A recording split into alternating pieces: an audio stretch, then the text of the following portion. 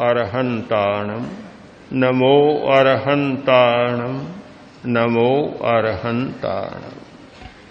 मैं मानता हूं कि बहुत सारी जो गड़बड़ियां होती हैं शारीरिक और मानसिक, उनका कारण हमारा भोजन बनता है, पता नहीं चलता। भीतर ही भीतर में जहर जमा होता चला जाता है, इतना जहर हमारे शरीर में जम जाता है, वह सूक्ष्म होकर पता नहीं चलता। मानसिक बेचैनी, सिर दर्द, स्थान स्थान पर दर्द, पेट का दर्द, मानसिक पागलपन क्यों होता है? पुराने जमाने में माना जाता था कि मन की गड़बड़ी के कारण ये मानसिक बीमारियां पैदा होती है, किंतु आज ये माना जाने लगा कि भोजन की विकृति के कारण मानसिक बीमारियां पैदा होती है। भोजन ज्यादा किया, अपान वायु दूषित हुआ और मन खराब हो जाएगा, मस्तिष्क खराब हो जाएगा। जिसका अपान शुद्ध नहीं है उसका प्राण शुद्ध नहीं हो सकता, और जिसका प्राण शुद्ध नहीं है उसका मस्तिष्क शुद्ध नहीं हो सकता। हम एक बात पर ध्यान दें, हमारे शरीर में सबसे ज्यादा मूल्यवान है हमारा मस्तिष्क, सबसे ज्यादा कीमती है हमारा मस्तिष्क। जिसका मस्तिष्क सुंदर होता है वह वास्तव में सुंदर होता है, जिसका मस्तिष्क विकृत होता है, रंग रूप और चमड़ी में बहुत सुंदर लगे पर कोड़ियों मूल्य का भी नहीं होता। मस्तिष्क को निर्मल रखने के लिए, मस्तिष्क को शक्तिशाली और सुंदर रखने के लिए भोजन पर ध्यान देना बहुत जरूरी है। हमारी ऊर्जा होती है उतनी ही होती है, हमारी शक्ति होती है उतनी ही होती है।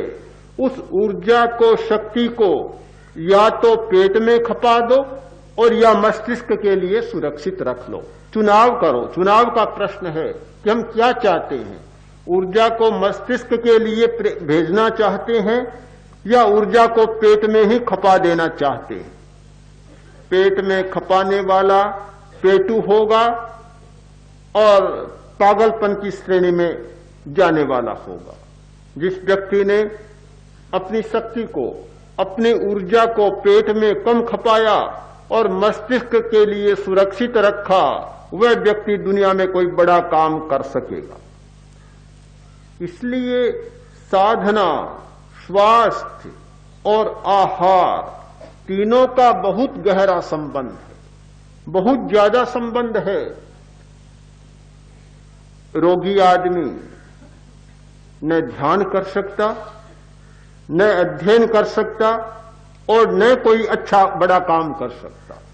निरंतर रोग रहता है, चिड़चिड़ा स्वभाव हो जाता है, ये क्रोध बहुत आता है, स्वभाव चिड़चिड़ा है, मिलनसार नहीं। उसके पीछे भी भोजन का कारण। भोजन से इस प्रकार के रसायन बनते हैं कि वे मनुष्य को क्रोधी बना देते हैं, चिड़चिड़ा बना देते हैं। एक बात को हम ठीक समझ लें, इस बात पर ध्यान दें कि स्वास्थ्य को ठीक रखना है, शारीरिक स्वास्थ्य और मानसिक स्वास्थ्य दोनों को ठीक रखना है, तो फिर हमें अपान पर सबसे ज्यादा ध्यान केंद्रित करना होगा। यह नाभि से लेकर और गुदा तक का स्थान है, छोटा सा स्थान। यह जिसका जितना निर्मल होगा उसकी आत्मा उतनी निर्मल, उसका स्वभाव उतना निर्मल, उसका चिंतन उतना ही निर्मल होगा। और यह स्थान जिसका दूषित है, फिर आशा मत करो कि वह कुछ होगा। हमारे चुनाव का प्रश्न है, हम चुनाव करें कि क्या चाहते हैं। कुछ करना चाहते हैं, साधना का विकास करना चाहते हैं, तो कोरा ध्यान करने से काम नहीं चलेगा। कोरा कायोत्सर्ग करने से काम नहीं चलेगा, शरीर प्रेक्षा, श्वास प्रेक्षा करने से काम नहीं चलेगा। ये तब हमारे सहायता करेंगे कि जब हम भोजन पर ध्यान केंद्रित करेंगे। जब भोजन पर ध्यान हमारा केंद्रित नहीं, ध्यान किया परिणाम नहीं आएगा, कायोत्सर्ग किया परिणाम नहीं आएगा। इधर कायोत्सर्ग किया, शरीर को संतुलित किया, रक्तचाप को संतुलित किया, तनाव को मिटाया, और उधर ठूंस कर खाया, जितना मिटाया उससे ज्यादा फिर भर लिया, कोई अर्थ नहीं होगा। हम एक नई दिशा में प्रस्थान करें। नई दिशा वह यह है कि पहले भोजन की मात्रा को जाने, फिर ये जाने कि कितनी बार खाना चाहिए। सबसे अच्छा था 2 बार खाना, और कोई 2 बार में न रह सके तो 3 बार खाना, बस इससे ज्यादा संभव नहीं है। पहले ही चर्चा मैंने की थी, पुराना सिद्धांत है कि याम मध्य न भुंजीत, एक पहर में 2 बार नहीं खाना चाहिए। आज का सिद्धांत भी यह है, अभी दूध पिया तो दूध को पचने में 2-2.5 घंटा लगेगा, 3 घंटा लगेगा, तो फिर कुछ भी नहीं खाना चाहिए। लोग खाते हैं, दूध पीते हैं, और थली में दूध पिए, साथ में मोगर और पापड़ न हो तो ऐसा लगता ही नहीं कि कोई नाश्ता हुआ। वह तो होना ही चाहिए। दूध है प्रोटीन, मोगर है, पापड़ है, अनुकूल नहीं है। दूध के साथ सिद्धांत है कि कुछ भी नहीं होना चाहिए। कोरा दूध, दलिया भी नहीं होना चाहिए।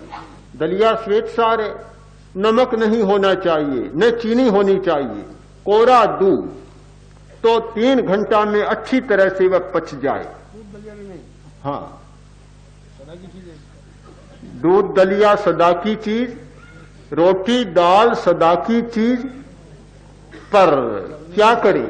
और नींबू और खटाई, चावल खाए और नींबू न निचोड़े तो चावल खाने का मजा ही नहीं आता। फिर तो सदा की चीज है, पर आज स्थिति ऐसी बन गई कि जो धारणाएं, जो मान्यताएं शाश्वत जैसी मानी जा रही थी, आज वे मान्यताएं तोड़ी जा रही है। मान्यताएं टूटती हैं समय पर।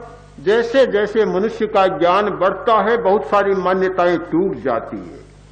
हमें ध्यान देना चाहिए, सारे विकल्पों पर हम विचार करें कि मान्यताओं को तोड़ने के लिए आज जो सत्य के कोण हमारे सामने आए हैं, बहुत महत्वपूर्ण होते हैं।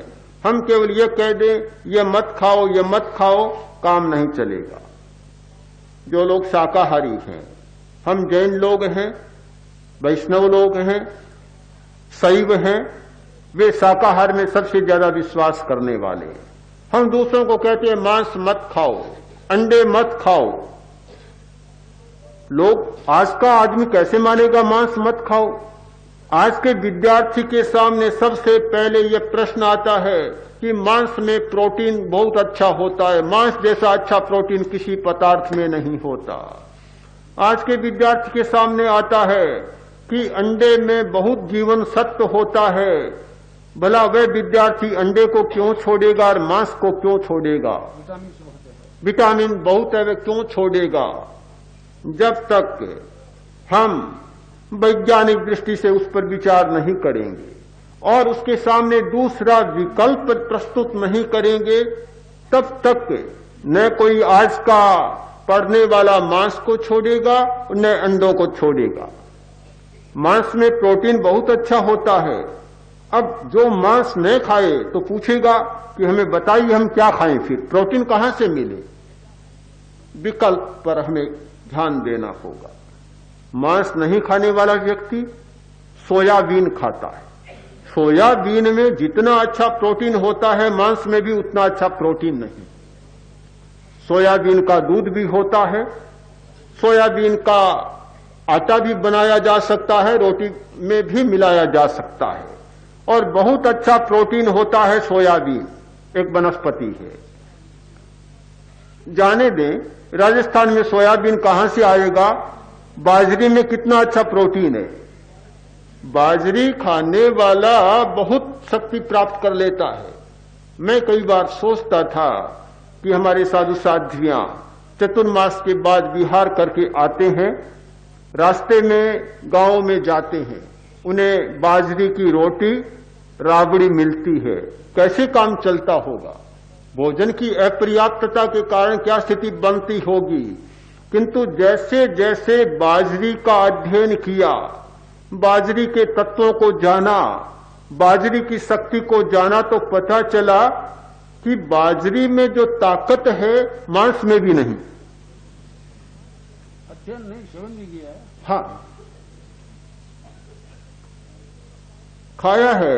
रबड़ी तो शायद चखी नहीं, स्वाद भी याद नहीं है, पर राबड़ी का स्वाद तो जरूर है, रोज खाते हैं लगभग जब मिलती है। क्योंकि राबड़ी में और रोटी में जो ताकत है।